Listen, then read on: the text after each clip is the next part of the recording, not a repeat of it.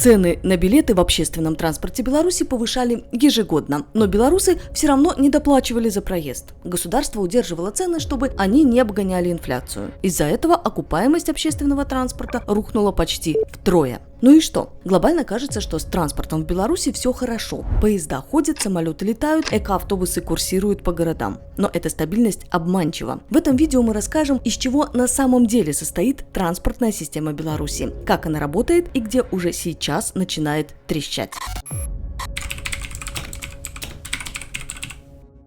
Транспорт в Беларуси не крупнейшая, но значимая часть экономики. Он дает около 5% ВВП и обеспечивает работой примерно 7% населения. При этом кадровый дефицит в сфере растет. Чтобы удержать работников, власти повышают зарплаты, и это ведет к росту цен на транспортные услуги. А что вообще такое белорусская транспортная система? Это огромная разветвленная сеть, которая соединяет города, предприятия и целые отрасли. При этом система сложная и не всегда эффективная. На уровне министерств больше внимания уделяют тому, что приносит прибыль – грузам, авиации и железной дороги. А за перевозку людей отвечают местные исполкомы, которые перекладывают задачу на государственных перевозчиков, и уже им приходится работать с постоянным дефицитом средств. Отдельную роль играет белорусская железная дорога. У нее особый статус и собственные правила. Водный транспорт почти не развит, всего 4 организации. В авиации 18 компаний, и большинство из них занимается грузами. В автоперевозках картина противоположная. Почти 9 тысяч компаний, и 97% из них это микробизнес. Остановимся на пассажирских перевозках. Беларусь сделала ставку на электротранспорт. До 2025 года амбициозно планировали заменить около 2500 старых автобусов на электробусы и троллейбусы с автономным ходом. Идея выглядела как шаг к зеленому будущему, но удалось ли ее реализовать, неизвестно. С 2017 по 2021 год количество пассажиров, пользующихся электротранспортом, не росло, а наоборот снижалось. Что было дальше, неизвестно. Данные перестали публиковать.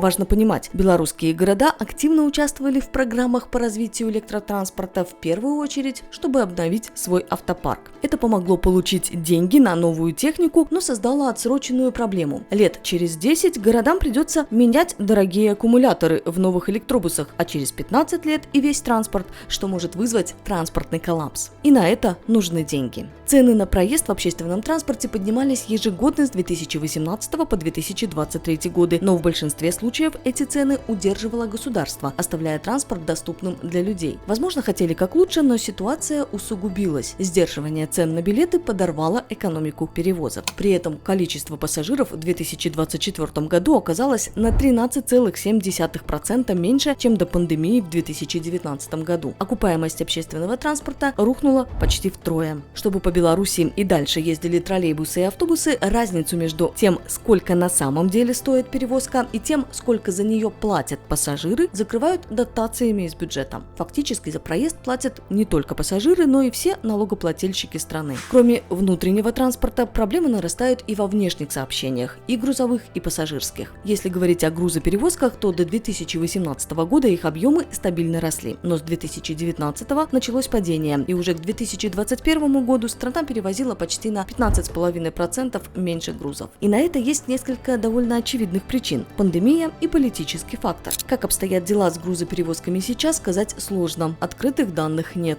Не секрет, что за последние годы против Беларуси неоднократно вводились санкции. Этот фактор напрямую затронул и транспортную сферу. Международные грузоперевозки не остановились, но стали куда сложнее и дороже. Схожая ситуация и с пассажирскими маршрутами. Поездки между Беларусью и Европой стали дольше, вспомните очереди на белорусско-польской границе, и заметно дороже. Санкции ударили по людям, но не остановили грузоперевозки. Когда ЕС закрылся, государство быстро переориентировалось на тесное сотрудничество с Россией. И теперь восточное направление проще и доступнее и для бизнеса, и для поездок. Но чем глубже мы уходим в одно направление, тем меньше у нас остается альтернатив. И именно здесь начинаются настоящие риски.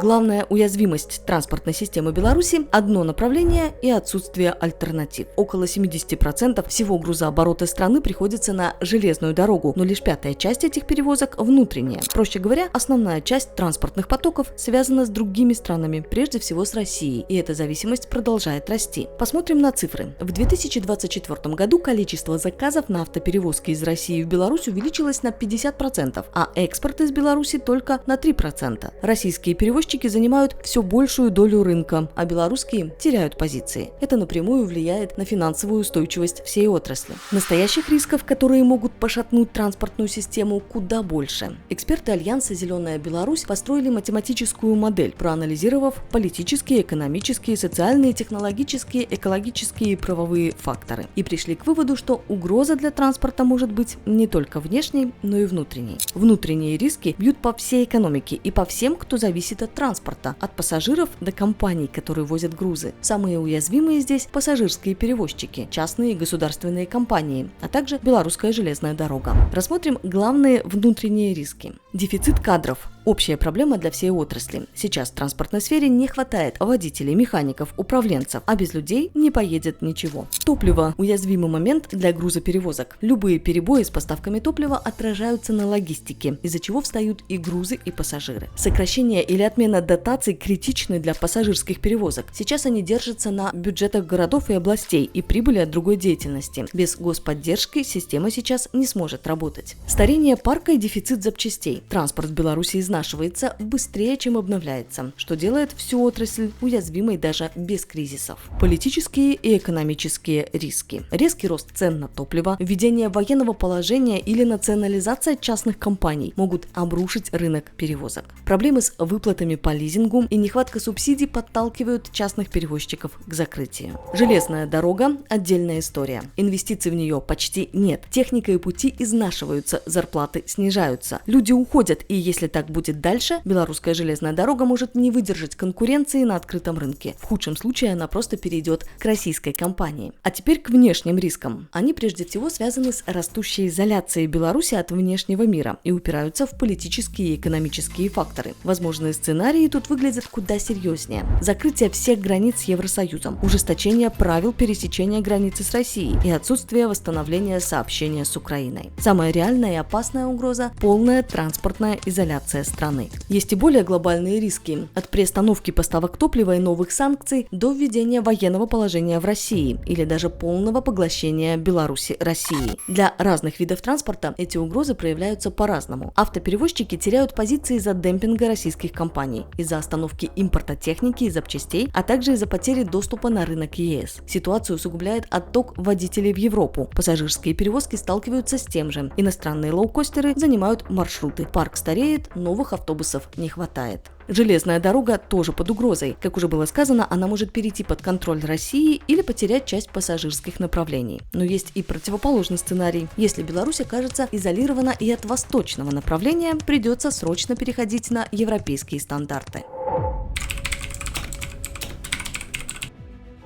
Часто кажется, что мы живем в уникальное время и выхода нет. Но на самом деле мир уже не раз проходил через подобные кризисы. Если посмотреть на мировой опыт от США до Японии, можно найти ответы и для Беларуси. Эксперты Альянса «Зеленая Беларусь» сделали именно это. Проанализировали, как действовали другие страны и составили список шагов, которые стоит предпринимать уже сейчас, чтобы завтра Беларусь не осталась без транспорта. Первое и самое уязвимое место – топливо. Это нерв всей системы. Если поставки из России остановятся, транспорт тоже встанет. Чтобы этого не случилось, нужно развивать электротранспорт, ускорять электрификацию железной дороги, вкладываться в производство и закупку электробусов и электрофур. И, что не менее важно, искать альтернативных поставщиков топлива по рыночным ценам. Кадровый голод – серьезная проблема, которая затронула всю Беларусь, и в том числе транспортную сферу. Водители уезжают в Европу за лучшими зарплатами и условиями, а внутри страны не хватает людей, перевозок становится меньше, качество падает, компании теряют позиции на рынке. Решение очевидное – повышать зарплаты, готовить новых специалистов, делать профессию привлекательной и помогать транспортным компаниям субсидиями. Общественный транспорт еще тоже можно спасти, если вовремя обновить финансовую модель, ввести экстренную поддержку, сделать субсидии прозрачными. Повлиять на внешние факторы, конечно, сложнее, но если не можешь изменить ситуацию, измени свое отношение к ней. Беларусь снова становится слишком зависимой от одного направления – России, и от старых транспортных моделей. И выход тут тоже очевиден. Стране нужно искать альтернативные маршруты и договариваться с соседями о тарифах, чтобы снизить зависимость от восточного направления. Стоит подумать о возможности открыть рынок для иностранных железнодорожных компаний. Параллельно нужно обновлять всю систему, развивать инфраструктуру, электрифицировать маршруты и, конечно, вкладываться в людей. Это не просто рекомендации, это единственный вариант адаптироваться к любым внешним переменам. Если ничего не менять, через несколько лет в Беларуси транспорт может просто стать роскошью, особенно для тех, кому он нужен больше всего.